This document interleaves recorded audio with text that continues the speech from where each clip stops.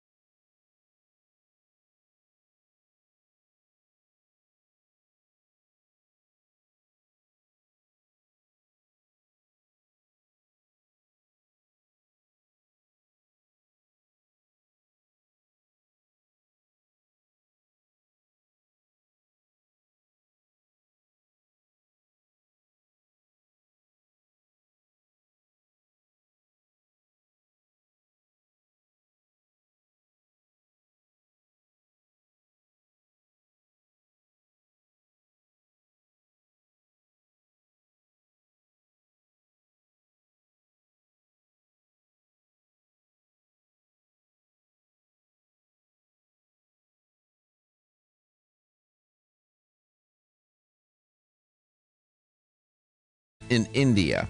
Everybody in India is a smoker, close quote. That is a statement, it's a provocative statement by Dr. Arvind Kumar. He's a prominent chest surgeon who lives in India and is a founder of the Lung Cancer Foundation there. What Dr. Kumar is trying to say is that by his very provocative and, how can I say, startling statement, is that every single person in India is a smoker just because the country's polluted air. Gary's showing up. Is that a photo of what? India. Wow, look at, oh my goodness. Is that current? Yes. They're allowing a factory to do that? Yep. If you're watching, you see this photo. I put pollution India in as a Google search images, and that's the first one that comes up. So that makes it usually most recent. And today's Earth Day, and that's why I bring it to our attention. Let's go to Philadelphia, Philadelphia area, Jenkinstown. Michael lives there. Michael has been a regular listener of Let's Talk Nutrition for a long time, and we're a big fan of Michael. Michael, welcome to the show. It's great to have you on the show on Earth Day. Good morning, Dr. Garko, and happy birthday to you, and many, many more, healthy and happy. Oh, Michael, thank you. Appreciate your thoughts and remembering me. How are you doing? I'm going very good. Thank you for asking. You coming along with that health issue we have talked about? Yes, I'm going pretty good. Pretty good? And number one, that's helped me a lot. Your suggestion. Okay, optimism. good. Okay. I'm I glad. hear from you and from former President Jimmy Carter. He says same thing what you say. And he's win on cancer, and you do win in cancer. Well, it is a battle. It's a battle. Simple. I know, Michael. I know. It's very. Thank you so much for everything. Oh, Michael. I learn from you, and I expect that I'm going to learn more. Well, thank you, Michael. We love talking to you, and I always, as you know, wish you the best with your health, and you just keep battling, and you just be determined and stick with it. Thank you for thinking of me on this. Can I ask you one personal question, please? Absolutely. Can you tell me secrets what you're doing when you sound so young and full with energy? Well, you listen to the show regularly. I know you do. And I can tell you, and Gary will tell you, that, and Stephen as well, I practice nearly everything I talk about on this show. I do. You know how my diet and my lifestyle, there's always room for improvement. It's hard. I mean, today I was born in 1944. That's a while ago. And, I feel so fortunate to be here today, to be able to do this show. And I just keep working at it. I think about it all the time. What can I do to do better? My mind is now focused on herbal extracts that are organic. You have to find the right company that produces these products. For example, Mountain Rose is a company that I came upon by a recommendation from a colleague, and they make herbal extracts that are organic of different sorts for immune system. They have all sorts of these, and they're very powerful. And that's where my mind has been lately. And I take many of their products, and they're liquid, they're tinctures, and they're very powerful. And so we'll see. I experiment all the time, Michael, looking for ways to, practice prevention and practice preparation and try to protect my body, given all that has happened with me. And that's always on my mind. And sometimes I if I eat something that I know I shouldn't be eating, it really does bother me. The truth be told, it does bother me. And I know, because I know, I've had great professors, and I still do, because I still take courses. And I know, nutritionally speaking, I've been taught very, very well. And so I know what to do, and I know how to do it. But I also commit violations. I try to limit and minimize diet and lifestyle violations as much as possible. And I told Gary that I need to be exercising more. I used to be in the gym 5 days a week. I'm only averaging 3, and I can tell a difference. And then when my coursework is really heavy, I can only do 2 days a week. Boy, I feel the difference. So I know that physical exercise and activity is critical. So I know all these things, and I share them with you on the show. I have no secrets that I keep from the audience in terms of what to do to live a quality life and to take charge of your health. I share everything. Then we have guests on, like today. Chris Herbert will be on, and you're going to hear him talk about herbs and the products that his company makes. And you just have to pick and choose and do different things that make you feel better and have a payoff. There's some things that people do, there's no big payoff. And so, if you keep listening to the show, I reveal everything on the show. I don't have all the answers. I have more questions than I have answers. But, we're contemporaries. We're almost probably around the same age. And I know it's a challenge. It doesn't get easier as we get older. It certainly doesn't. But we are grateful for listeners such as yourself. You're the reason why we walk into this studio. We all walk in here every day. Let's talk nutrition on this Earth Day. Don't be stressed out or anxious. Take Hempanol, the only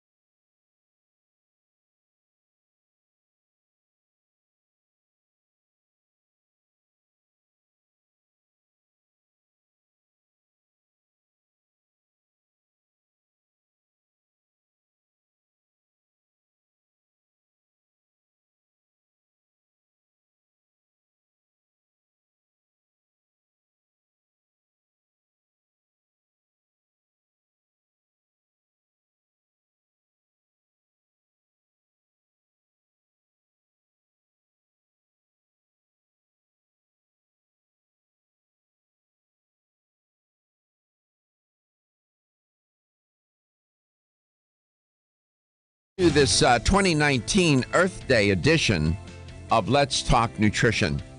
And one wonders, what is the state of the earth on this Earth Day 2019? I could do, without notes, I could do 2 hours talking about my point of view regarding the earth and where we are right now. And all I can say is this. I'll say it in a word. There's considerable room for concern and hence considerable room for improvement. We are tempting nature in ways that we should not be doing. And some scientists believe that if we continue along these paths that we're on, that we can do irreparable harm to the earth, the atmosphere, the actual earth itself, the soil, the water. And I mean, this is I thought about this yesterday before I bring Chris on, my guest, who's a wonderful young man, by the way, Chris Herbert. I was thinking about, I was running yesterday, and I was thinking as I was moving through my routine that think about this. You think about the cosmos and this planet. We, in relative terms, we're like a marble, a little marble. And to think about what's going on this planet and what we are and what this earth is, it is truly remarkable. Now, I'm not a philosopher. I'm not a physical scientist, but I can think, and I have an imagination as you do, and an appreciation. Whether this is an accident or by design or whatever your belief, this is our home, and we need to do better as a world community to protect this planet, and we're not. We're not. And so it's unfortunate that I have to say this on this Earth Day. I wish I could say, but we do have people and organizations and even individuals, you and me, who care. And that's what we need to do. It starts on an individual level. We need to care, and we need to do things and say things that will get the attention of those who can make things happen. And with that, I'll introduce Chris Herbert. He's with Ridgecrest Herbals, and he is an educator, among other things, for the company. And Chris, welcome to this Let's Talk Nutrition on this Earth Day edition. It's nice to have you on. Dr. Garko, thank you for having me on. Happy Easter, happy Earth Day, and certainly but not least, happy birthday, my friend. Well, thank you, Christopher. Your family as well? You had a nice Easter holiday? Yeah, we did. It was great. Everybody's doing good. Your boys are well? Boys are well. They had a good time eating some barbecue, hunting Easter eggs, so we had a great time. Yeah, you live in Texas, don't you? I do, yeah. I live in Austin. So does my grandson. Yeah, it was beautiful weather. You should come visit, obviously. And I was there not long ago. Now that I know that you're there, when I go to see him, I will make sure I let you know that I'm coming. Oh, absolutely. I have your phone number. I know how to find you. How's everything at Ridgecrest Herbals? What's going on there? Well, things are really good. We're doing really well. And, I was just listening to the last 10, 15 minutes of radio here, and you were talking about Earth Day and how everybody in India is a smoker. That's kind of mind-boggling. And you had just mentioned, too, that we're tempting nature. And I also think, too, we're tempting our fate. I mean, if we continue not to take care of our planet, that means that if we don't take care of our planet, we don't take care of our food. And food takes care of us. We also don't take care of the medicine coming from the earth as well. And it's just this vicious cycle that we do. And, you had mentioned it, too, that our exercise suffers when you were living in L.A., and the soot and the smog, and it's just harder to exercise in, and it's essentially like we're breathing in all that like we're smokers. So, we have to be better stewards of this planet. We do have, well said. Christopher. Well said. And what we're doing to the food chain is unconscionable. Are you familiar with Michael Pollan? Pollan. Absolutely. You know I love Michael Pollan. Michael Pollan is wonderful. You know, he's a journalist. Did you know that? I did, yeah. He's a journalist, but he knows more about nutrition than most nutritionists do. I am. Well, the Omnivore's Dilemma was what? Say that again. I'm holding up the book. The Omnivore's Dilemma. I'm holding. I have it right in my hand, and I've been reading it for the last several days. It's a stunning account of what we're doing to the food chain, isn't it? Yeah, the food chain production, and it's we're big believers of trying to buy local, even grow our own food ourselves. We have a small little garden in the back, and I think that's what almost anybody could do is try to even grow a little bit of their food. And I think they appreciate food so much better. And also, too, I just think that whenever you grow your own food, it just tastes so much better. It does. My grandfather had a garden, and when I tell you, he grew it all. Tomatoes, I mean, you name it. And I helped him. And he had it down, boy. He understood the science of really farming. He got it. Of course, he was an Italian immigrant. He understood these things. He learned these things in Italy, I'm sure, as a boy. And I watched him grow this garden. I helped him, and you're right.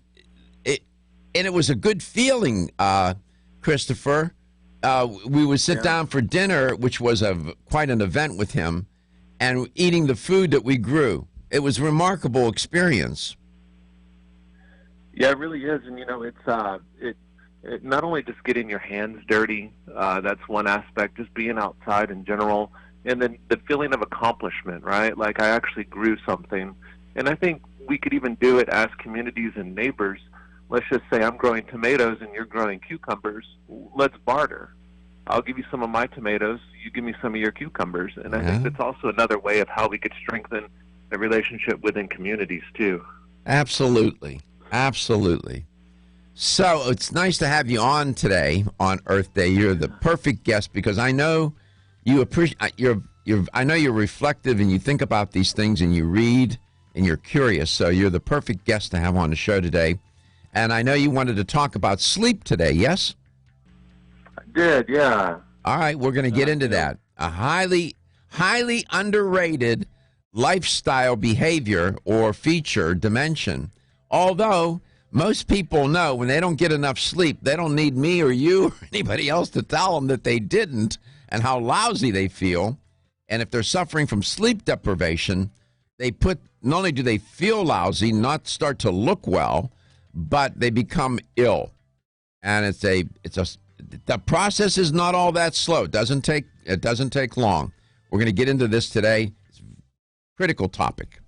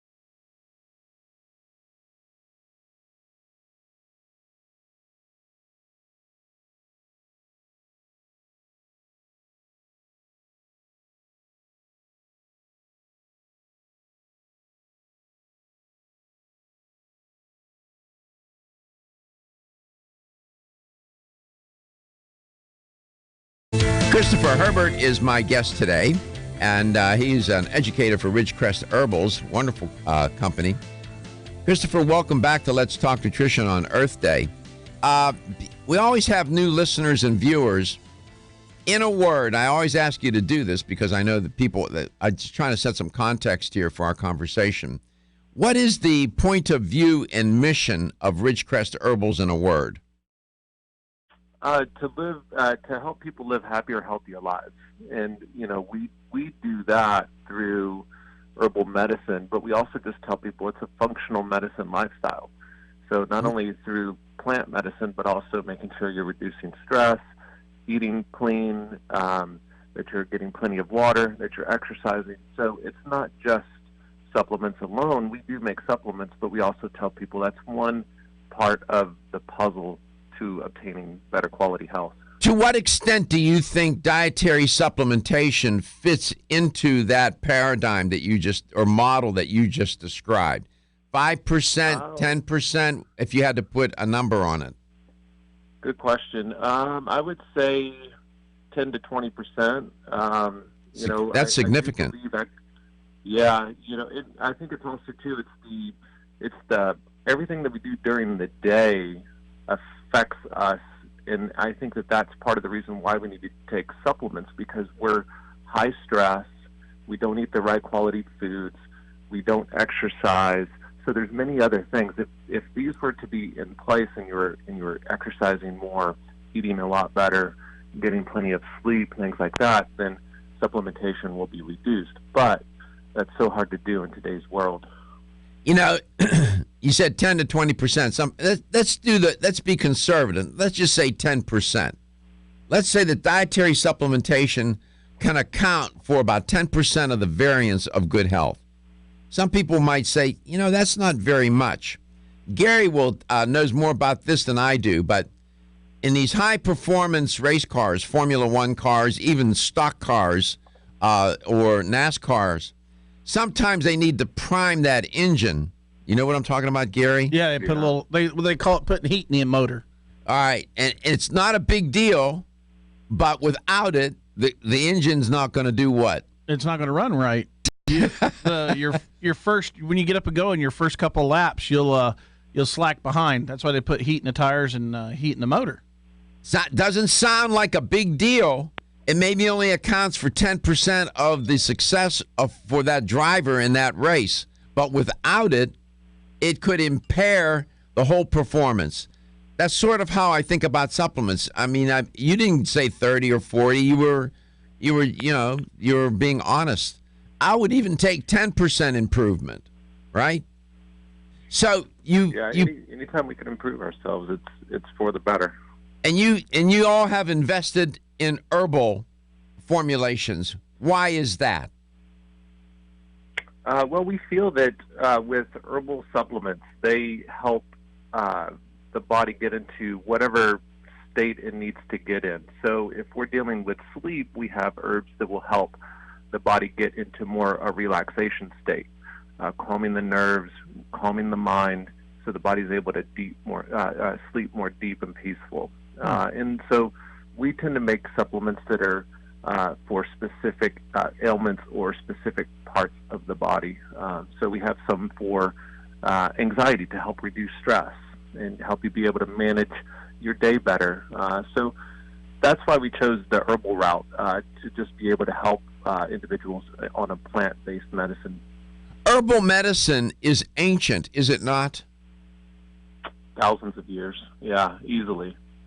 Absolutely. And culture after culture, society after society, disconnected from one another on the planet, often came up with the same ideas about these herbs from the plants, didn't they, Christopher?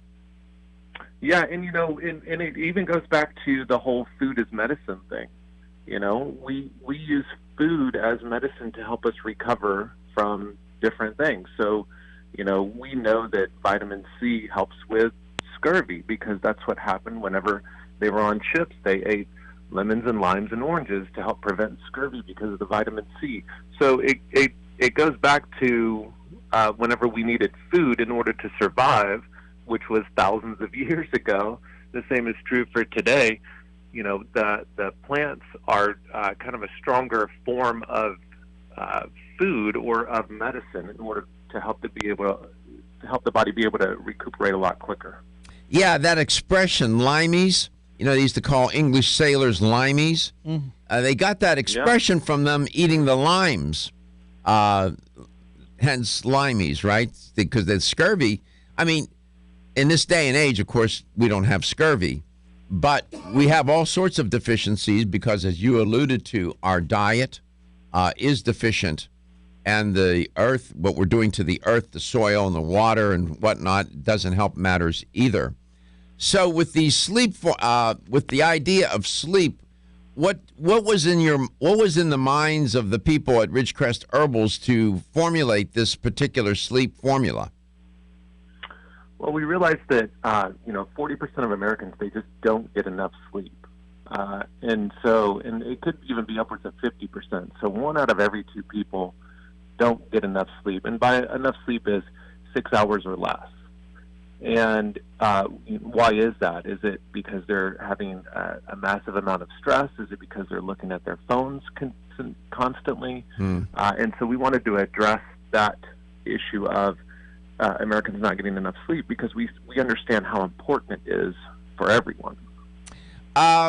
You alluded to a variable that I think is inextricably linked to sleep insufficiency, insomnia, and all these disorders, and that is stress.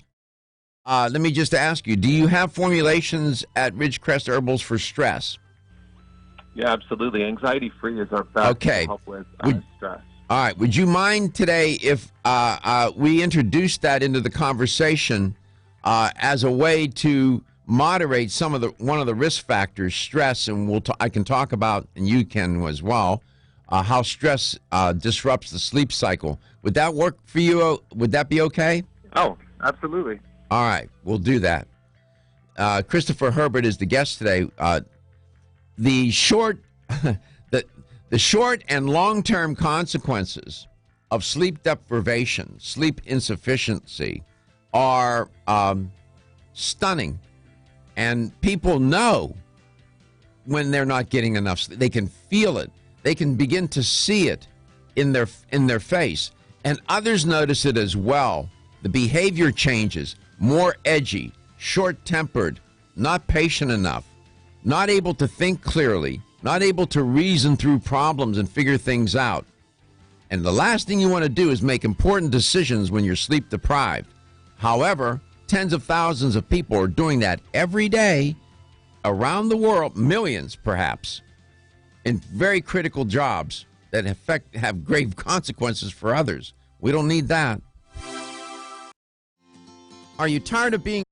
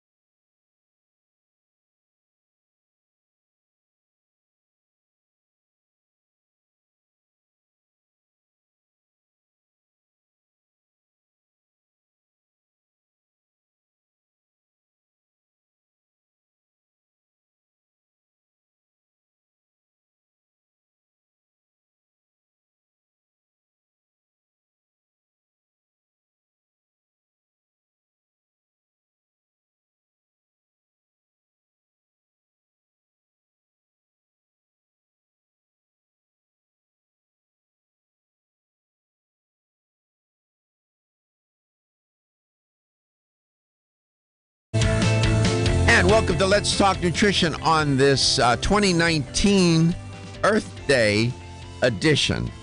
It is Earth Day, and to celebrate the Earth and to raise our consciousness and remind us that this miracle in the cosmos called planet Earth is indeed that.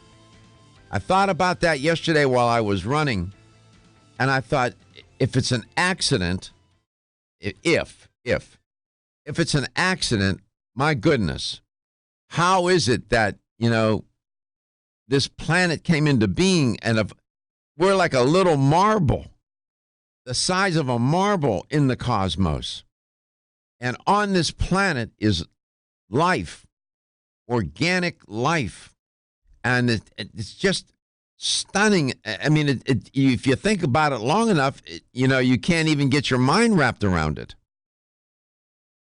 And of course, then faith enters stage left, and the whole idea of a higher and greater order, a deity or whatever, putting it all together. And here we are. Just that alone should give us enough inspiration and motivation to say we need to protect this planet. Humans, however, and human nature being what it is, we have put this planet in peril. And consequently, as my guest earlier in the show today, Christopher Herbert, pointed out, that the fate of the planet is our own fate. And every ill that the planet experiences eventually seeps into our own life. Contaminated air, contaminated water, contaminated soil, disrupted ecosystems in the air, in the earth, in the waters of the planet are abound. So I would love to be so optimistic on this day and say everything is just fine with planet Earth. Climate change is in full swing. It's not an issue that's going to happen. It's happening. And the science is compelling. During the break, we were talking about the passenger pigeon. Yes. It doesn't exist anymore. It was last extinct. 1914. Right. So we're talking in the past 100 years. Gary, if you went right now, and you can, look and see how many species have perished because of the consequences of climate change. Yesterday it really started to work on my head as I was running. And kept thinking about what are the odds? And it's not as if we're not searching for other life in the cosmos. We have been, will continue to do so. And maybe there is. I don't know. What do I know? I'm just a mere human like you trying to get along and, deal with day-to-day life. And if there isn't, that even underscores it more. Why we should be better, as Christopher put it so well earlier, better stewards of our home on this Earth Day. I'm just saying. And Earth Day, yeah. Earth Day is our destiny. The Earth is our destiny. And we're not doing right by the Earth, and hence we're not doing right by ourselves. Did you find anything? Yeah, it is the first one to be extinct is a mammal. The first mammal to be species recognized as extinct due to climate change is the bramble, Bramblek. Mm-hmm. It is a small little rodent that lived on an island by itself near the Great Barrier Reef, and the island went underwater. And there are many others. And the plants and so on. And it's a lot of this deals with the fossil fuels. And we just can't, Today I reported on a story in India where the headline on it was virtually everyone in India is considered a smoker. Not because they smoke, but because they're breathing the air. I mean, you can't make that up. You can't make that up. And India's pollution makes everyone a smoker. And in China, they're not doing any much better either. And who are we to be pointing fingers anyway? We have our own pollution issues in this country. A Dr. Arvind Kumar, he's a prominent chest surgeon in India and founder of the Lung Care Foundation, said this about India. Quote, we have no non-smokers in India. Everybody living in India is a smoker. Why? Why does he say that? That very provocative, stunning statement is that every single person in India is a smoker just because they're breathing the air, the polluted air. What have we come to? I know I'm only one voice here, and you are many. And we may not think as individuals we have no force of persuasion. We do. And I'll use this platform as long as I can breathe the air to make sure and to, that this show is on the record in terms of climate change, in terms of the importance of this earth, and to continue that conversation. I feel a moral obligation to do that. And I would be remiss if I didn't. And I don't care about I could give one hoot about the politics. I don't care about the politics. It's not political. This is about survival. This is about this planet. And we need to stop it, what we're doing. You may have a thought or two about this. Christopher Herbert is the guest today from Ridgecrest Herbals, wonderful company that has a great philosophy and point of view. And here's how to connect with LTN on Earth Day. You can reach us at 877-897-8255. That's 877-897-TALK. Dr. Garko's personal email is drgarko@letstalknutrition.com. Follow us, like us, and share us on Facebook at Let's Talk Nutrition, on the Instagram at Let's Talk Nutrition, and subscribe to our YouTube channel at Let's Talk Nutrition, where everything is archived by date and it's closed caption for the hearing impaired. And don't forget to rcherbals.com for Ridgecrest Herbals. Most living organisms on this planet, on Earth Day and every other day, adapt their behavior to the rhythm of the day and night. And I asked Gary during the last break headed into the second hour, I said, Gary, did you know that trees sleep? And he said, Yes. Yes. Because it was a trivia question. He had a trivia question. Even the trees sleep. And there's research, there are studies. I was looking at one from Vienna University of Technology in Vienna, and they did a study they wanted to explore how trees sleep. If you all notice, if you pay a little attention to nature, what do you notice at night? The whole tree will droop during the night, which can be seen as a position change in leaves and branches. The tree is sleeping. And in this study, I won't get into the details of it, but I'm just trying to underscore a point. Even the trees sleep. And I can't get it into my head how some people are so proud to say, I only need 3 hours sleep at night. Christopher Herbert has an opinion about that. When we come back, we'll have him tell you about what Ridgecrest Herbals thinks about the importance of sleep and what they did to help people get better sleep and consequently contribute to their health so they can take charge of their health. You are listening to Let's Talk Nutrition. We're coast to coast, and we are global with 30,000 on average viewers a day worldwide. Never mind all the people and all the wonderful affiliates across this country that listen to this show. We are grateful for you on this Earth Day 2019. We'll be back with Chris Herbert. You won't be disappointed. He's very smart, and the company is very good.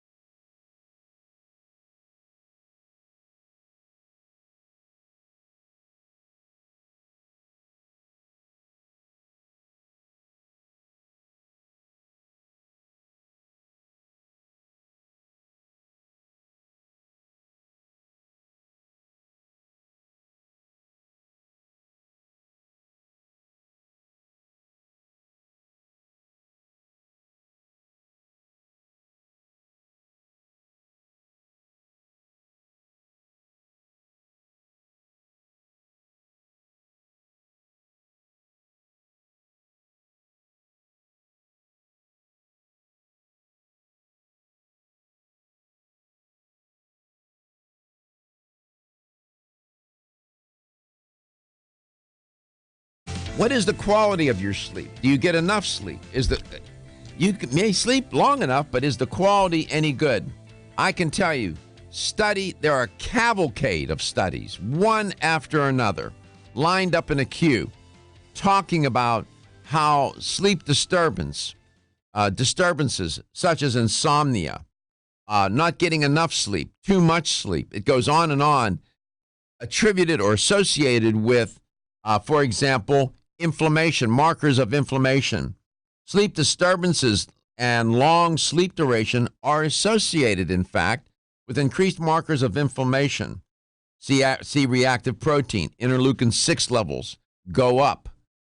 And markers of inflammation like that run chronically put you in great jeopardy. I'll unpack it as we go along.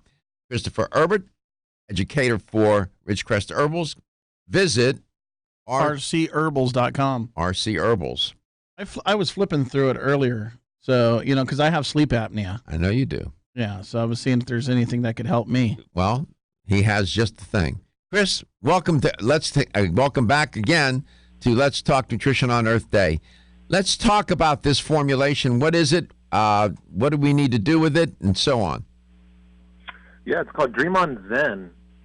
It's kind of to help that body go into the Zen-like state, so you're able to sleep a lot more peaceful, and it kind of quiets the mind. But then you also wake up in a more positive mood. So it's kind of a twofold type product.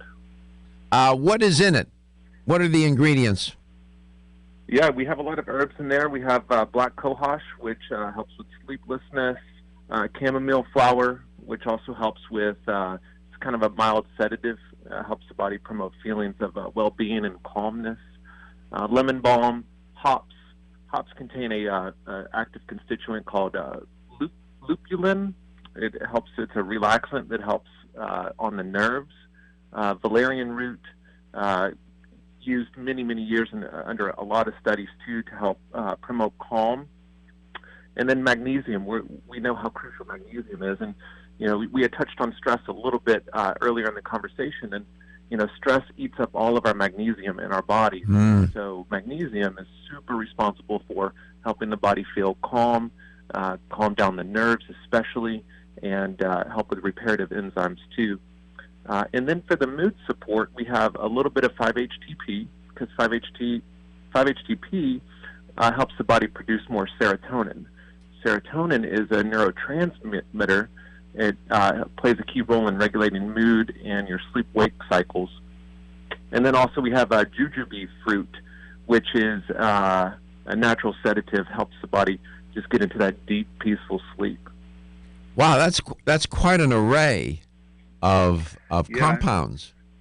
Yeah, and we don't put any melatonin in here. We're really big believers of to use the herbs that promote relaxation and deep sleep, so natural hormone production remains uninterrupted. We would rather have the herbs stimulate the body to produce its own hormones than adding the hormone directly to the body. It's interesting. 877-897-8255, 877-897-TALK. You heard me allude to this study. A researcher by the name of Michael Irwin and his colleagues, Chris, did a systematic review. There's a meta-analysis that included 50,000 participants, and what they found was that C-reactive protein, interleukin-6, were markers of inflammation that appeared in people who suffered from sleep disturbances, such as insomnia, or those are people not getting enough sleep, and then people who slept too much, that these markers were elevated in them. Does this formula have any anti-inflammatory properties, or do we take something else from Ridgecrest Herbals to help with moderate these inflammatory markers too? Yeah, I would help take something else, but also too, they say that you don't really get stronger in the gym, you get stronger out of the gym. And what I mean by that is, whenever we go to the gym, we tear down our muscles. Whenever we sleep, we repair our muscles. So that repairing of the muscles will help us get stronger.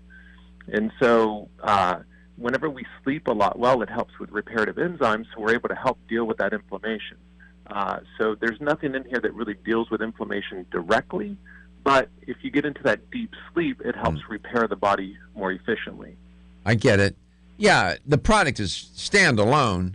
I'm a great believer.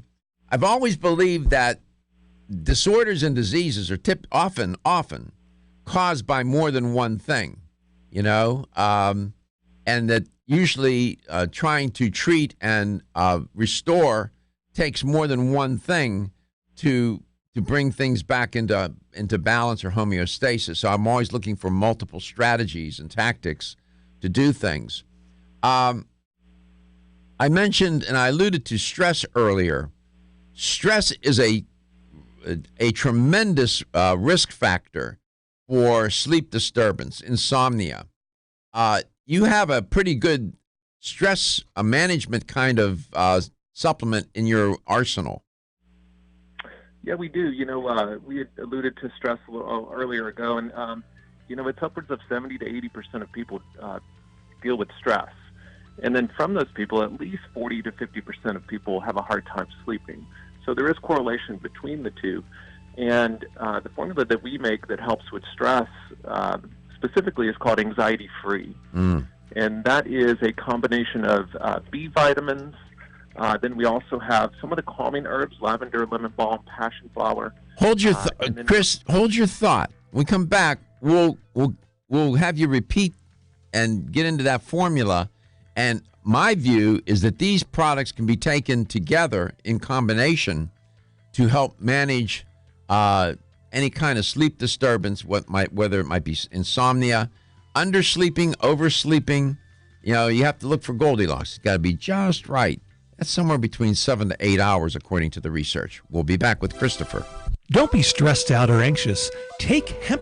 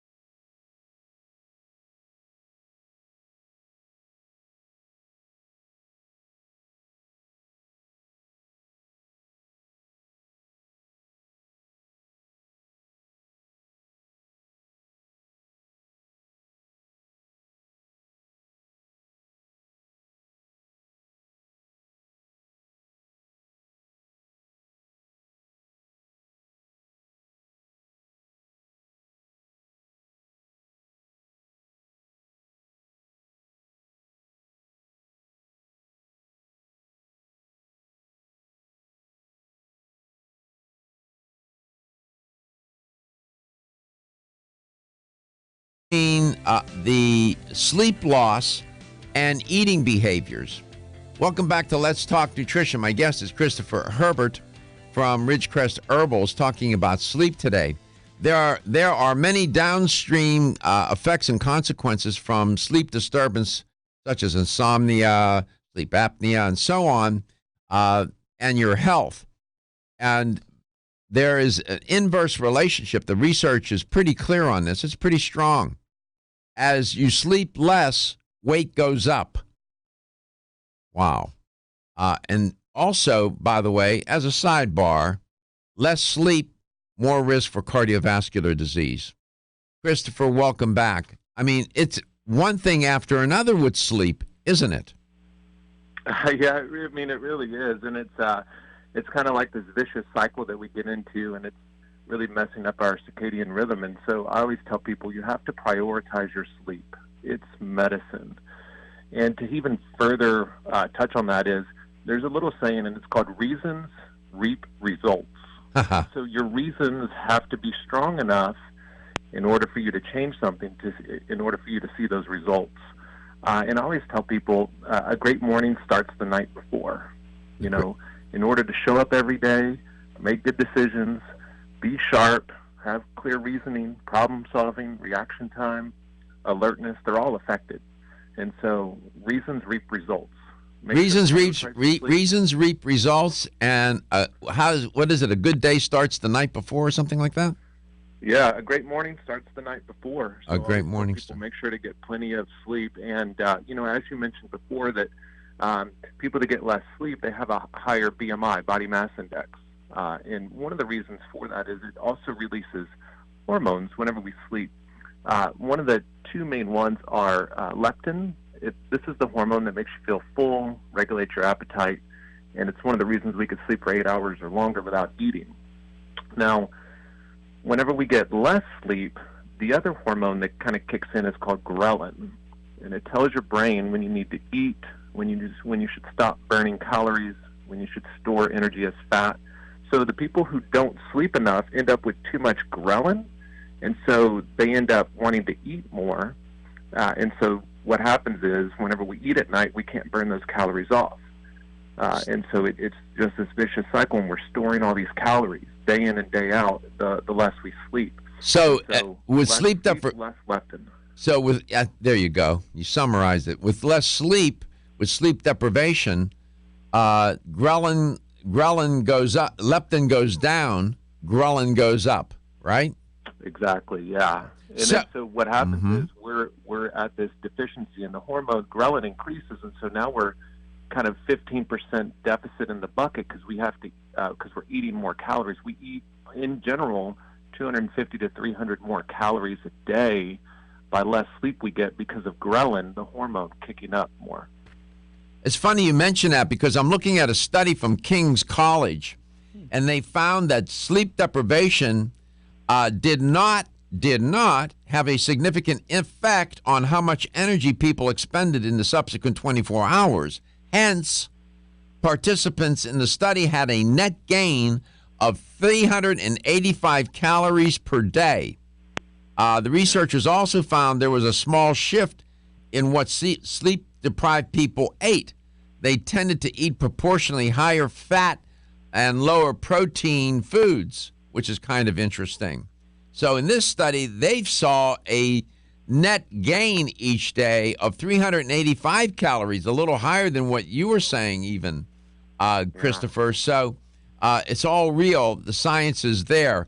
We were talking about your stress formulation because we know that chronic stress is a risk factor for insomnia.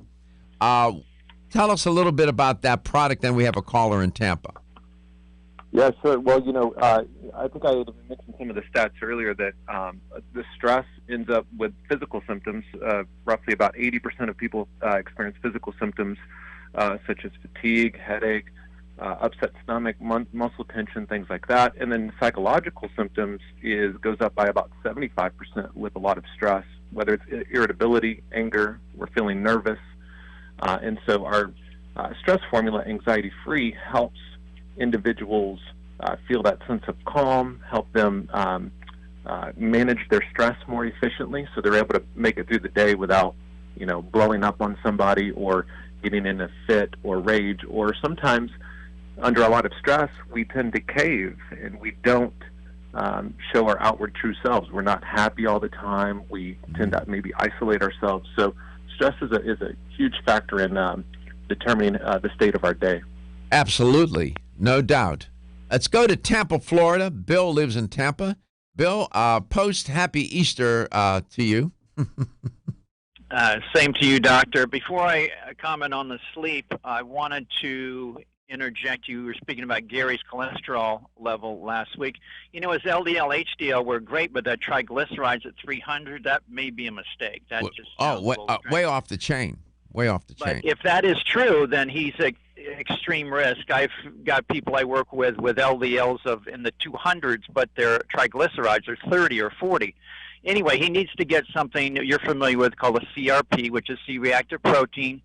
And also, I would get a hepatitis test. I don't want to scare him, but it seems like his liver may just be off, and go ahead and work on the liver and the he had his AST and ALT test scores were a little high. I'm thinking that if he loses some weight, those will come into line, another 10 pounds. He's doing well. But your suggestion, those two suggestions are very good. What did you want to say about sleep? Sleep, like you said, that's a great thing. It starts the night before. And dealing with people in assisted living, people with limited mobility and so forth, they tend to eat a lot of sweets and so forth the night before, not set themselves up for a good sleep. You've got to prepare. You've got to have absolute darkness. Studies have shown you need to be less than 75, not you, but the environment needs to be less than 75 degrees. And take the proper supplements for stress, and just get yourself and watch something decent. That doesn't include the nightly news. Doctor, whoever thought of putting the news on 11 o'clock before you go to sleep? Well, that's been around. It wouldn't be so bad if the news was good. The problem is that the news is so anxiety-provoking. You're right. That's not the thing to watch probably before you go to bed, given this day and age. Those are great recommendations. What Bill was referring to is called sleep hygiene. The room should be pitch black, no LDL lights coming off the phone, recorders, TVs, whatever electronics you have. It should be pitch black and nice and cool. No distraction. Called sleep hygiene. Chris Herbert is our guest today, talking about getting better sleep, anxiety-free. That's a great product from Ridgecrest Herbals will help. And the name of the product from Ridgecrest for sleep, Christopher, is? Dream on Zen. Dream on Zen. I like it. We'll be back. Want to get at the core issues that make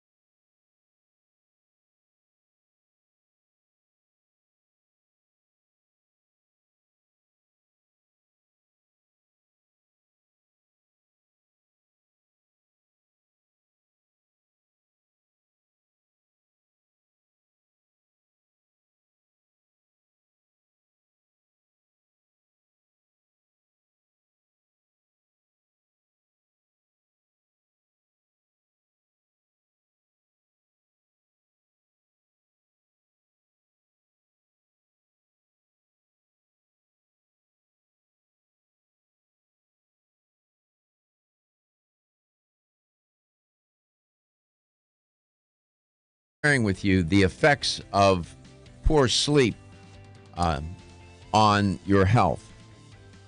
But it's not just its ability to contribute to heart disease, its ability to contribute to obesity, type 2 diabetes, and so on, and raising inflammation levels. It also contributes to your potential to die sooner rather than later. There was a study published in the American Journal of Medicine. It wasn't too that long ago, back in 2015. I remember reporting on it. And they found that after adjusting for various other variables are called confounders, age, sex, body weight, smoking, hypnotics, physical activity, they found that persistent insomnia was more likely, that people who suffered from it were more likely to die during the study than subjects with no insomnia. What percent of those subjects in the study who suffered from persistent insomnia were more likely to die during the course of the study? Was it 8%, 28%, or 58%? What percent of subjects during this one study had a particular more likelihood to die during the study than those who did not suffer from insomnia? Was it 8% of the subjects, 28% of the subjects, or 58% of the subjects? With the right answer, you'll win a $25 supplement gift card.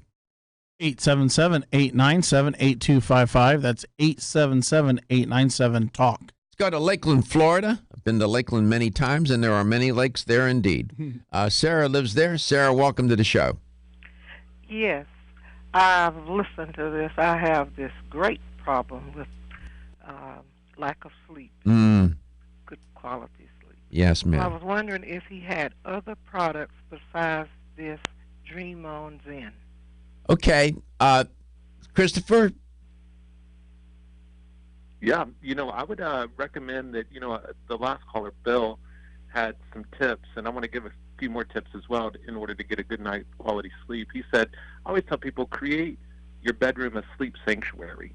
Try to have nothing in there that's going to promote you to be able to stay awake or want you to stay awake, and keep it like a cave, very dark and very cold.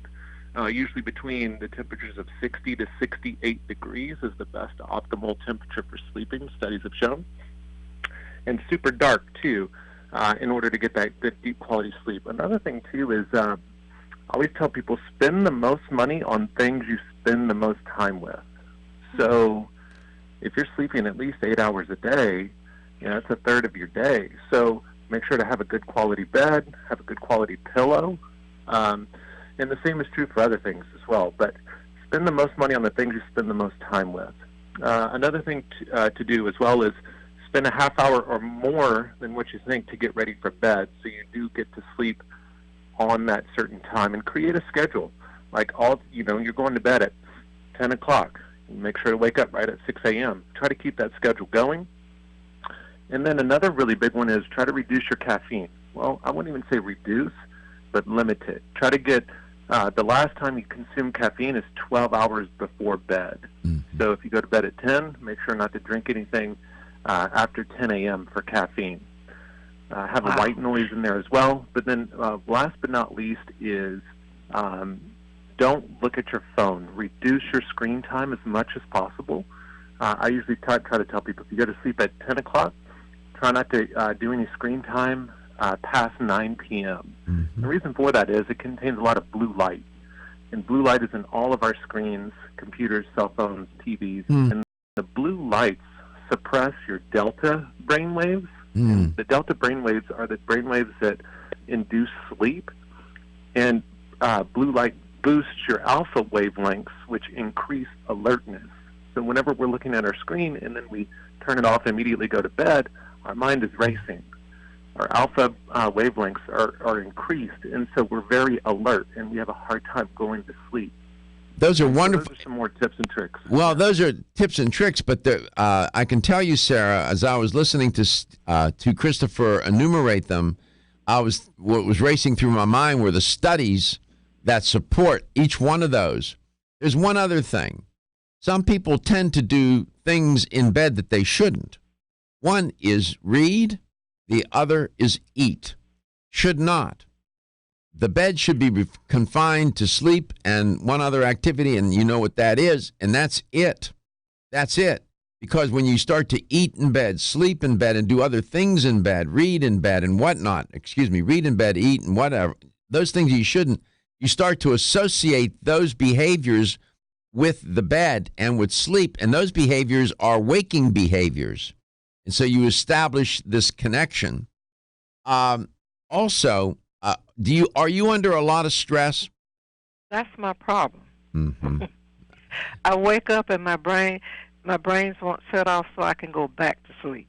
The product that was mentioned for your stress, the Anxiety Free by Ridgecrest Herbals, you might want to consider taking that during the day. What happens often when people are under stress, you're releasing stress hormones, one of which is cortisol. Cortisol should be high in the morning, low at night. When under stress, you build up an inventory of cortisol such that it's really high at night. Cortisol is a sleep disruptor. And that's one factor associated with stress. So you might want to consider Anxiety Free plus all those wonderful tips that Christopher suggested and recommended. Would I take Anxiety Free and the yes, ma'am. Dream on Zen? Yes, ma'am. You take both. Take the Anxiety Free during the day, follow the directions, and the Anxiety Free, Dream on Zen, follow the directions. I would do both, and then give us a call back and let it. Does he have other products, a line of products under Ridgecrest Herbals? Yeah, you can go to if you get on the computer, go to rcherbals.com. We're almost out of time. I have about 15 seconds before I got to cut loose here. So go to rcherbals.com. Dream on Zen, Anxiety Free is a good place to start. Thank you for your call, Sarah. We appreciate that, and we appreciate you as a listener. We appreciate you, Christopher. Thank you so much. You did a great job today, as always. Your great quotes. Dr. Darko. Great quotes. Reason reaps results. Good morning starts with the night before. And spend the most money on the things you spend the most time with. Everyone's raving about the newest botanical superstar hitting the store shelves nationwide. Hemp-derived